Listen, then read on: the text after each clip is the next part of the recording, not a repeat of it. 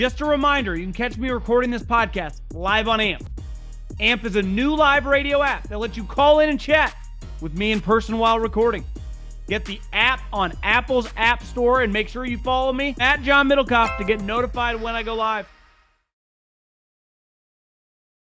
What is going on, everybody? John Middlekauff, 3 and Out Podcast. Make sure you subscribe wherever you may listen to your podcast, as well as this YouTube channel. Make sure you hammer that subscribe button, leave a comment below, and share it with your friends.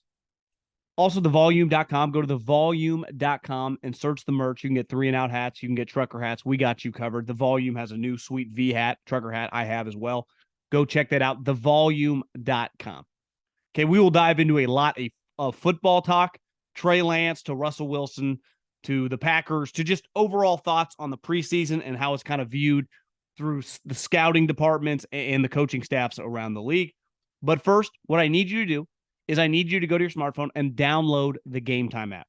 Download the Gametime app. They're the official ticketing app of this podcast, and they're friends of the podcast because we've used them. You guys have used them, and I can't recommend them enough. You want to go to one of these preseason games. You want to go to a regular season game, college football, baseball playoffs, comedy shows, concerts. They have you covered. Just go to the Gametime app, download it. Very easy to search, interactive maps, find out where you can sit, at what cost, and when you type in the promo code JOHN, that's promo code JOHN, John, you get $20 off your first pair of tickets.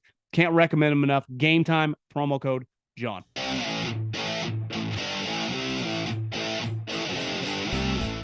Let's start with the most talked about backup quarterback battle for a good team in the history of the league. It is pretty nuts, but it is the main story out of the defending, I guess they didn't make it to the Super Bowl, but a team that was in the NFC Championship the last 2 years, the defending NFC West champs, and a team that are going to be one of the 3 or 4 teams in the league to be heavy favorites to be back in that position again. And all we do, and listen, I'm in Northern California. Most of my friends are San Francisco 49er fans. It's all we talk about. Trey Lance versus Sam Darnold.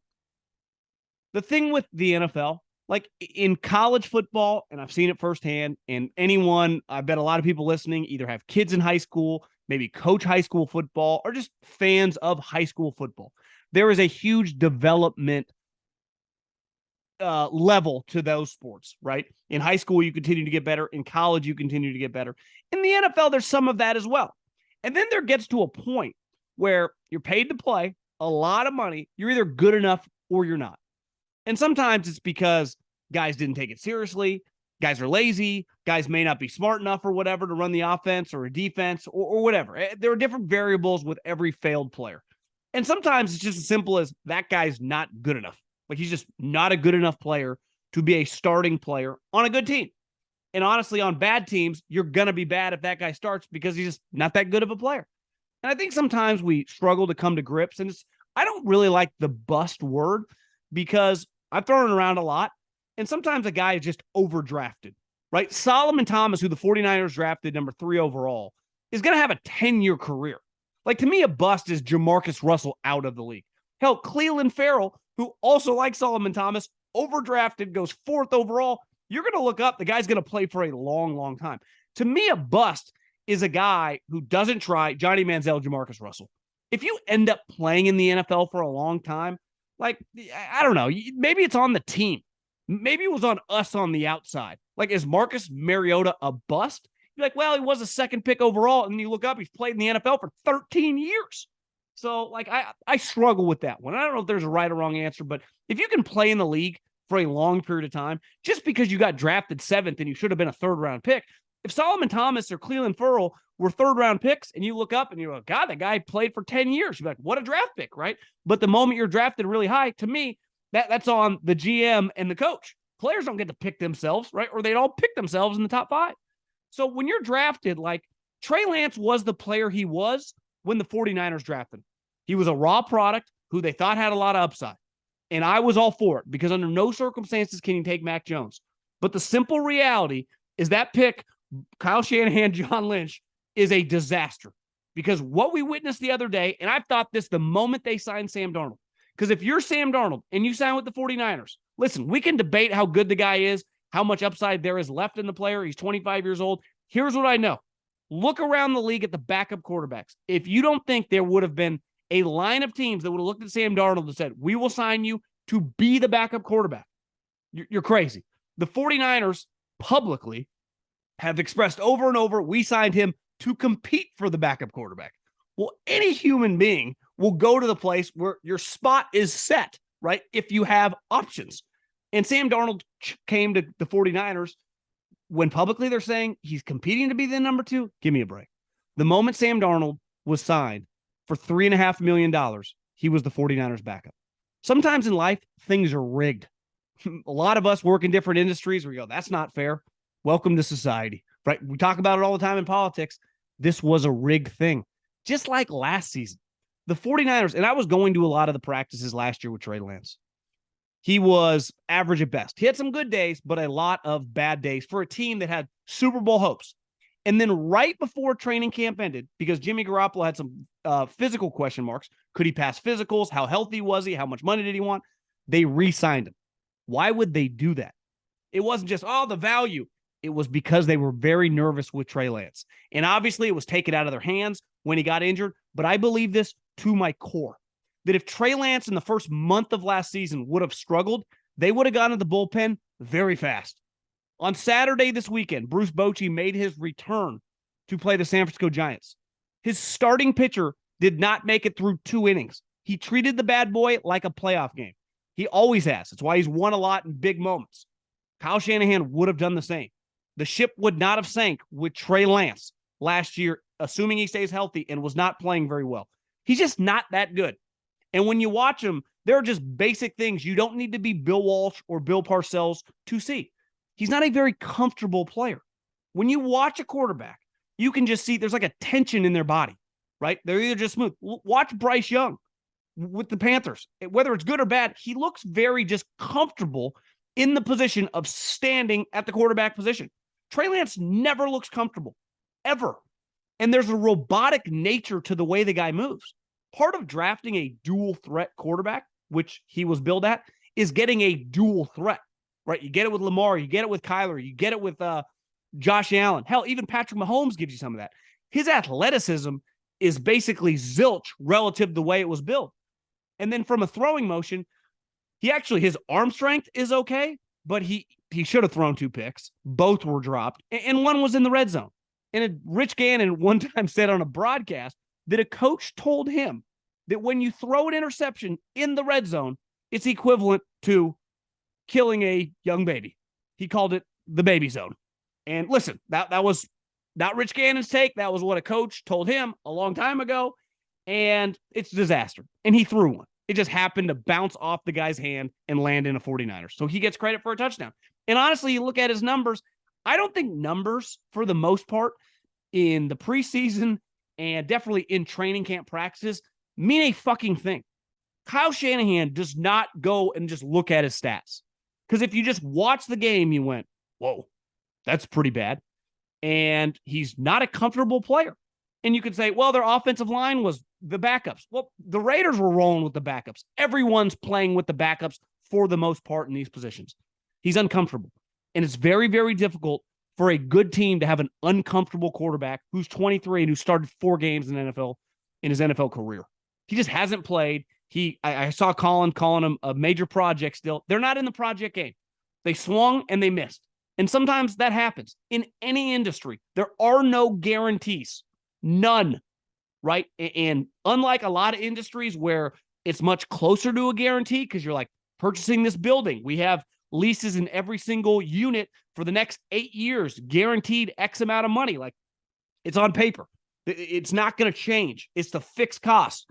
In football and in sports in general, you're dealing with human beings. There is nothing fixed about human beings. Some guys ascend, right? They just, for whatever reason, Josh Allen's a good example. He just kept getting better. It's like he just kept improving and improving and improving from that raw product that he was. And we say this all the time with high ceiling guys. I'm a high ceiling guy. I will repeat over and over. I was for the Trey Lance pick. It hasn't worked. It's a disaster.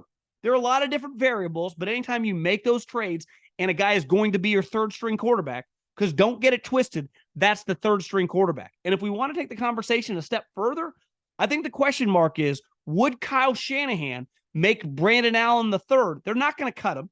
because of the financial ramifications on the salary cap of his dead money accelerates. But would they do a little bit like, different scenario, but I'll just use this example. When the Denver Broncos traded Von Miller to the Rams, remember, it's like, well, the Rams don't have any cap space. They ate, I forget the exact number, but it was either like 7 of his 8 million or 8 million of his 9 million. And the Rams gave them extra picks. Could the 49ers do some scenario? They ain't getting extra picks, but hey, we will eat because no one's picking up his 5th-year option. Will we pick up, if he has, I think it's 8 million this year, 9 million next year, we'll pick up half of that. You give us a 6th-round pick and we'll just wave the white flag. I think that's on the table 100%.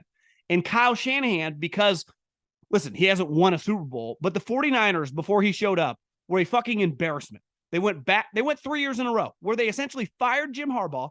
They hired Jim Tom Sula, who is just one of the all-time laughingstock one and dones in the history of the league. And then they hired Chip Kelly, who was more respectable, but his team actually wins-loss was, I think it's one of the worst, it's definitely the worst defense in Niner history, and they won 2 games. It led him to Kyle Shanahan, and it led him to going to 3 NFC championships in the last 4 years and turning this franchise back into the behemoth that historically it has been in terms of for the league. It does huge television ratings. They play in massive games. Fox absolutely loves these guys because they love them. The Packers, the Cowboys, the Eagles, they love mixing up all those matchups. So Kyle Shanahan has a lot of equity for a guy that has not won a Super Bowl. If he waves the white flag on this quarterback, which I'm telling you he is going to do, because he will not play with a guy who can't complete layups, who you can't trust to do basic stuff. You do not need to be a quarterback coach to watch a guy who is not just uncomfortable, who does not look like he sees the field. And you can't play the quarterback position if you can't see the field. It's why we have so many quarterback misses, right? Because just because you see the field, maybe your talent's not good enough and you never are good enough to be a starter. And if you don't see the field, but you have these physical attributes, a lot of people in the league take chances on you because they think they can coach it up. They think they can mold you. They got big egos. I mean, they're making a ton of money. They've done it before and they think they can do it again. And it's why you get so many random guys kind of coming out of nowhere. Like all of a sudden, Kirk Cousins is a 15-year starter. Brock Purdy's a starting quarterback for the 49ers because there's an instinctive element to their game. There is like innate stuff from a quarterback play level that is hard to quantify. That's why some guys are better quarterback evaluators than others. Andy Reid can see that shit. Kyle, pretty good at it. Sean McVay can get the most out of guys. And for whatever reason, they thought they could coach that up in Trey. And now 3 years, limited games, but whatever, just does not really have it. He's just not a very good player. Under no circumstances, if I owned a team or I was a GM of a team, would I want that guy to be in my quarterback room? This is the pros. This isn't like, oh, he's a really good guy. Yeah, who cares? But a lot of good guys in the league can't play a lick. End up selling insurance, starting podcasts, doing other shit. This is the highest level. You either get it done or you don't, or you get replaced. And the Niners are a great example. They literally drafted a guy, Mr. Irrelevant, last pick of the draft. Boom. He was the lock starter going into year 2. That's how fast it happens. It's what I love about the league. There aren't any sacred cows. Like if Aaron Donald just falls off a cliff, like he just can't really play, let's say like this year, maybe just because of his greatness, he'd get like 2 years, but his clock would start. Like that's how fast it happens. Jerry Jones loved Ezekiel Elliott. Clearly, I think any Cowboy fan listening would agree it's probably one of his favorite players. Guy he's gone to bat for from a character standpoint when he was going through some shit, when he was balling. Jerry took a lot of pride in Zeke. When they pulled the trigger, drafted a running back that high, and then it worked out, they just cut him. I mean, they took a dead cap hit because of cutting the guy. Like the NFL is ruthless. And there's no position that is more ruthless on than quarterback. Because the moment I don't think you can play, I got to get rid of you. I can't hold on. Peyton Manning, at the end of his career, they won the Super Bowl and his arm wasn't working. Didn't really want to retire. The league didn't want him anymore. Drew Brees, like it was over. Roethlisberger, it just ends. And I'm talking about those guys are like Hall of Famers. Sometimes young guys, who just can't play. And definitely for the 49ers. Like you can't watch that game, pull up his clips and think like, yeah, this guy's long for the team. Because you got to remove the money. Or they'll figure that out. Everyone always does. They'll have to eat some money or whatever. But my takeaway my stance was always Sam Darnold was going to be the backup. Not only has that never changed, I feel I'd place $10,000 on that today. I not that I was unsure, but I wouldn't have just put a lot of money on it just because weird shit happens. I have 100% to 0 with a pie chart. Sam Darnold's going to be the backup. One takeaway from that game is Trey Lance going to be on the team? I don't know how they facilitate it. I don't know the team they trade him to, but these are the conversations that are being had. I've worked in these buildings. I know what these people talk about. They're not talking about the stock market. They're not talking about like who's going to win the NL East. They talk about individual batters and they talk about the most important battles. And obviously for the 49ers, I think the Trey Lance experiment draft pick did not work out, and the writing's on the wall that it's over much sooner than later. And I was thinking about this, and I've tweeted this out. It's just a fascinating thing that Zach Wilson and Trey Lance, right? Trevor Lawrence is going to be a star. Kid's a baller. But the next two picks in that draft, which was billed as this great quarterback draft, were Zach Wilson and Trey Lance. And I think both of them speak to the year that was 2020 in college football, right? Depending on where you played, even the SEC. I always heard things about Alabama and their training regimens. Like, it didn't really flinch in 20. And listen, the SEC played all their games, right? So they didn't flinch as a conference. But I think different schools had different battles with weight room and training, and Alabama was ahead of the curve. And Mac Jones had one of the great seasons of all time. They kicked everyone's ass. They worked everyone. Kind of a unique year. Like, it's not truly normal. They've had years where they've also done that were more impressive than that thing. But when you look at Trey Lance, he literally played one game that no one counted.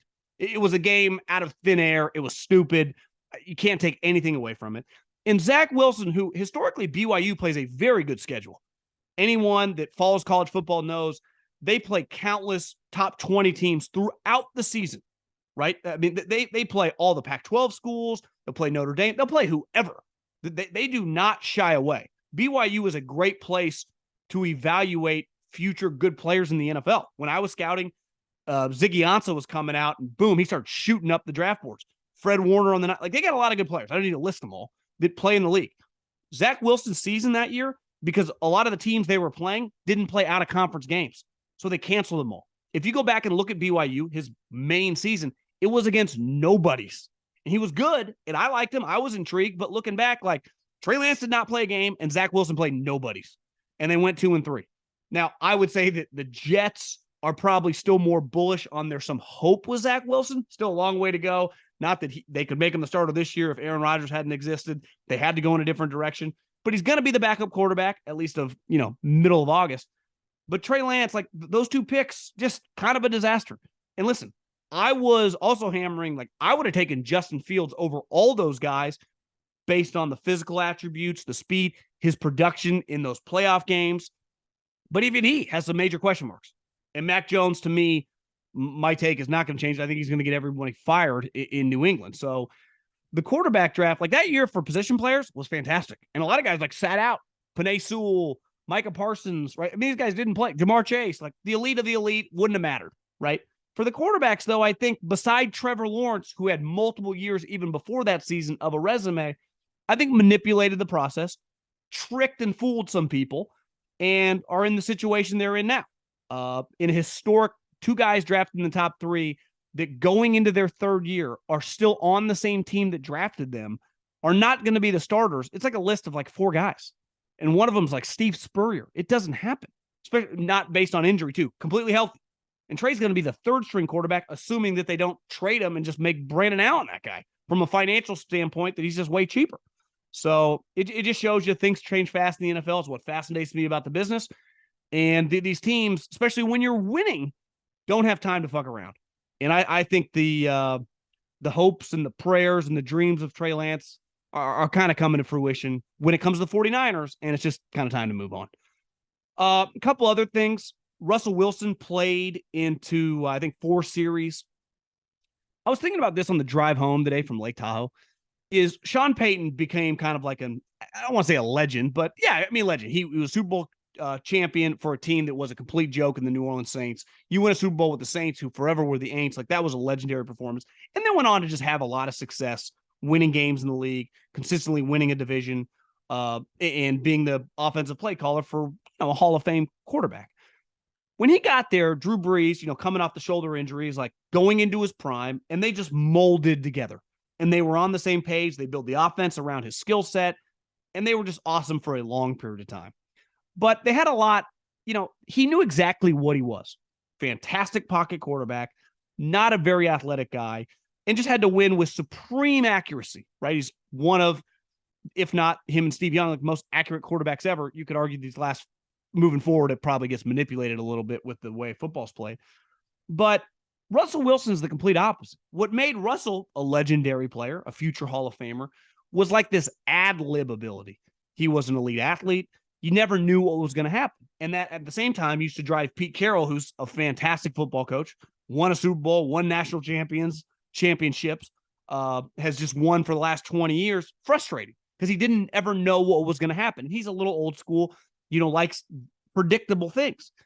And I do wonder, one, the Broncos aren't nearly as good as we thought they were going to be last year, even if they would have had a good coach. Because part of the problem now is if Russell is not really good, and he no longer is. Now, is he the eighth best quarterback, or is he like the 19th best quarterback? To me, that's up for debate, and we're gonna learn that this season. Some people, if you're bullish, like Sean Payton, can get him in the fringe top 10 again. I'm one of those guys. I'm starting to get a little nervous. One, their offensive line is not going to be good. So he's going to be running for his life. And he doesn't want to run for his life anymore. That's not how he wants to play. He doesn't want to get hit. Now, he's still, the arm strength, can throw a great deep ball, but like he can't play like Drew Brees. That's never been his style, right? Greg Maddux did not play like Randy Johnson. Not all players are the same. Steph Curry, LeBron James, guys play differently, right? Steve Young became a great player when he just started dominating from the pocket and he stopped running. He was really accurate. Russell, like I don't view the guy as Mr. Accuracy. I view the guy as Mr. Playmaker, and those days are kind of done. So I guess where I'm getting at, I do think, listen, Sean Payton making all this money, Russell making all this money, ton of pressure on the organization. I do think it could go bad. I really do. Like, I think they're probably much closer to a 7-win team than competing to make the playoffs. And I feel better and better. Like Sean Payton's telling you, like he's kind of saying some crazy shit. Obviously, he's playing these guys. They're big free agency signings. The guard and McGlinchey, my buddies in the league that are on playoff teams that do this, evaluate these guys, how they feed their families, are like, God, I didn't know much about the guard. I've watched McGlinchey forever. Like McGlinchey can start if he's your 5th best offensive lineman and you can run the ball. He's not great in pass protection. So if you think Russell, like just because McGlinchey didn't play in the preseason game, it's not like you're bringing in Lane Johnson, Trent Williams, or, Tony Baselli's coming back for you. This guy is a limited pass blocker, right? He can run block, but I don't know, man. You're going to get in positions where it's 2nd and 9, 3rd and 10. Is Russell going to be willing to run for his life and play like he once played? I'm very, very skeptical. So they have some talent on their team, clearly pretty flawed. And I just think there's this Sean Payton and Drew Brees were always like one together. They really were. They both were hired and signed at the same time, and they grew together. That's not the case here. You got Russell, who's worth hundreds of millions of dollars, who's married to a celebrity, who's kind of got this weird persona. You got Sean Payton, who's like this hired gun, who's wired like a Parcells. I just don't know if it's going to mesh. I would probably bet against it. And the other thing is, I know Coward's low on Jordan Love. And I'm not saying I'm high on the guy. I'm betting against him just because of the history of the league. But I was in the car and I heard him call him a game manager. Like, that's what they're going to look for. Like, that is exactly what they're going to look for. And I think the way Jordan Love and his agent know it. Because think about last year, Daniel Jones going into that season. Joke. Everyone made fun of him. Like, this guy's not any good. This guy's a complete bust. And then he doesn't have his, 5th-year option picked up, plays it out, and signs for $40 million a year. So even if you go, well, that's best case scenario, quarterbacks are so valuable. Jimmy Garoppolo had a shattered foot who couldn't get traded a year before, signed for $75 million and over 30 guaranteed to the Raiders, right?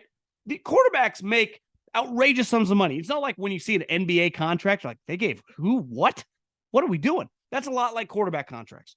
And Jordan Love, had to agree, it takes 2 to tango, to do his little contract extension because they weren't going to pick up the 5th-year option. I think that tells you, obviously, if you're the Packers, you do it because you want to mitigate your risk, right? If it's not good. But if you're Jordan Love and you have some self-belief / the agent, you go, man, if we just win 8-9 games and you throw 25 touchdowns and this team's competitive, like, what are you worth to them, right?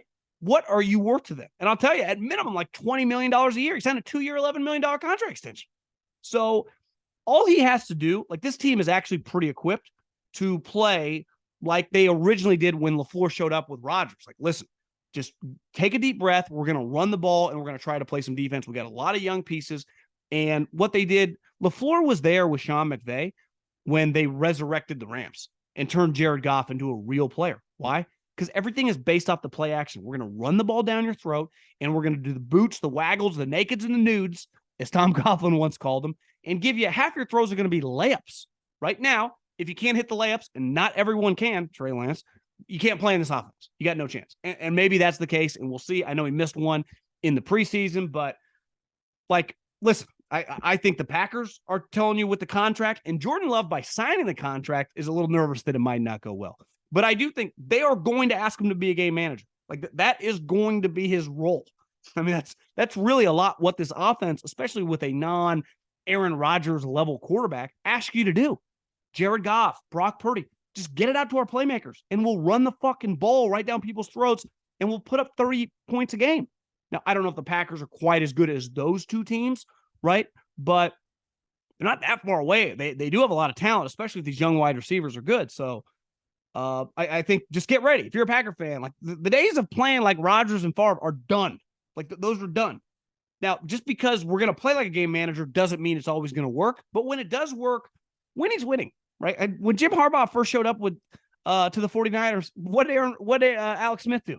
They game managed you to death. Now, their defense was awesome. And I think any Packer fan knows defense has been very questionable for the years. So the defense got to be better. They've invested 1 million picks on that side of the ball.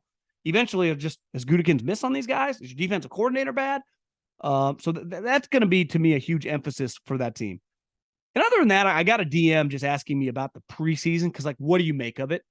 And every team is a little different, right? Tomlin will play his starters. Andy will play his starters. I know the Saints, looking to resurrect their franchise, played some of their starters in Derek Carr. So some teams look at it differently than Kyle Shanahan and Josh McDaniels. Every guy was in street clothes. I, in 2023, would lean that way as a GM and definitely as an owner. It's like I'm paying way too many guys, way too much money to break a leg in some game in the middle of August.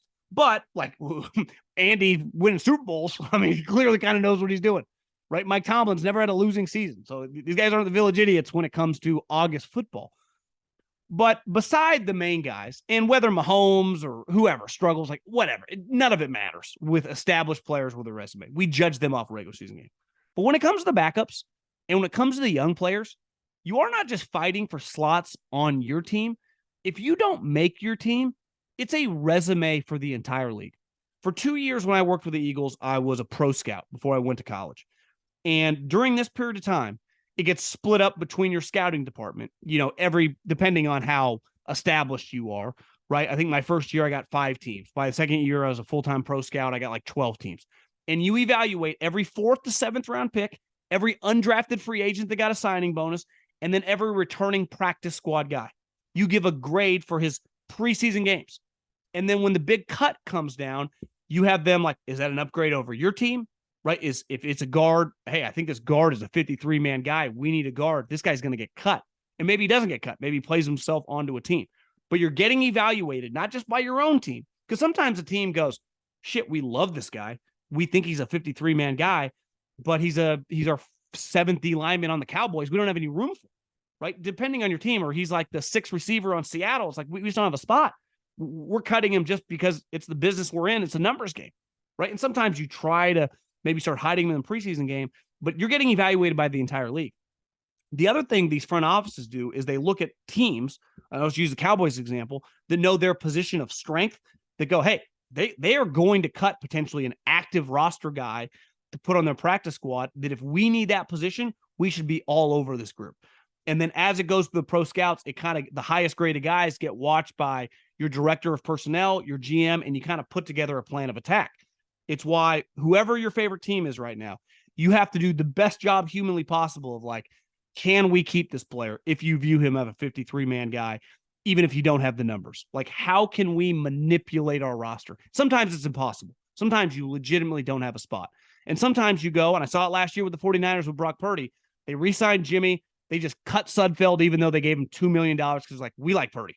We are not cutting Brock Purdy. We are not risking, because the moment you cut a player, a recently drafted guy, a last year practice squad guy, he is subject to waivers. And the moment a guy's subject to waivers, any other team that claims that guy, now granted, they would have to put him on their active roster. He's no longer on your team.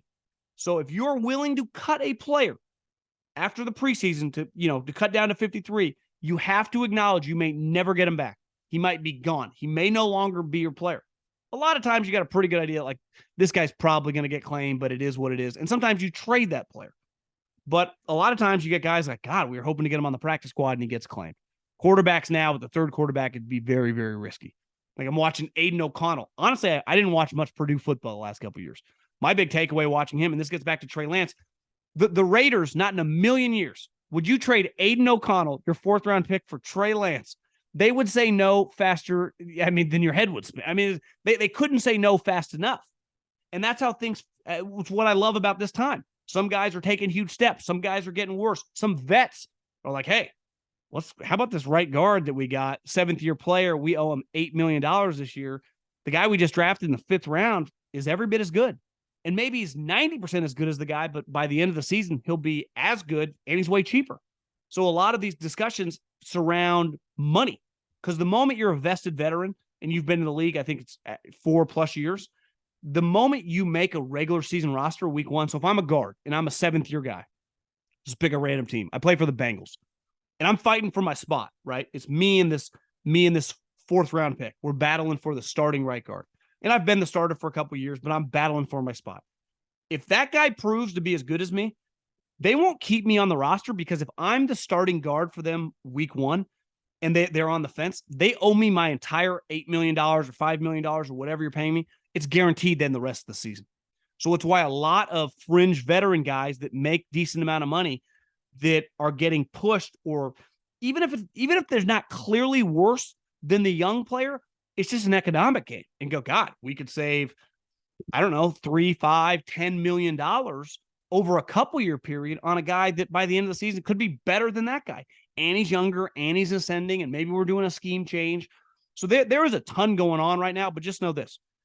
While you and me, and now I definitely do, might fall asleep on the couch in the second half of a preseason game and have our girlfriend, our wife, our father, our friends go, turn on the PGA golf tournament, turn it on to something else.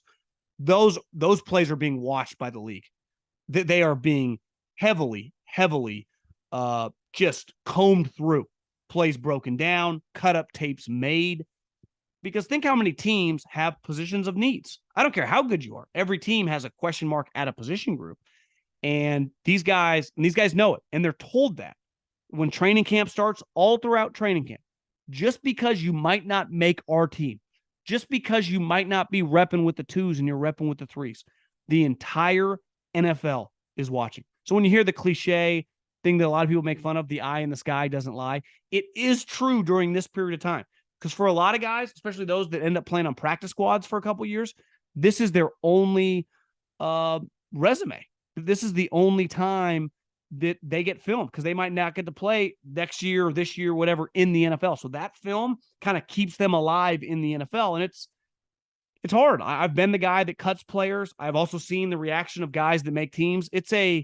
For some of these guys that won't make the NFL and won't make an NFL team, making a touchdown in the 4th quarter, putting on that jersey and just getting to play 10 snaps in front of their parents, that's pretty cool. It really is. I'm not the biggest sap. I'm not the most emotional individual when it comes to anything in business.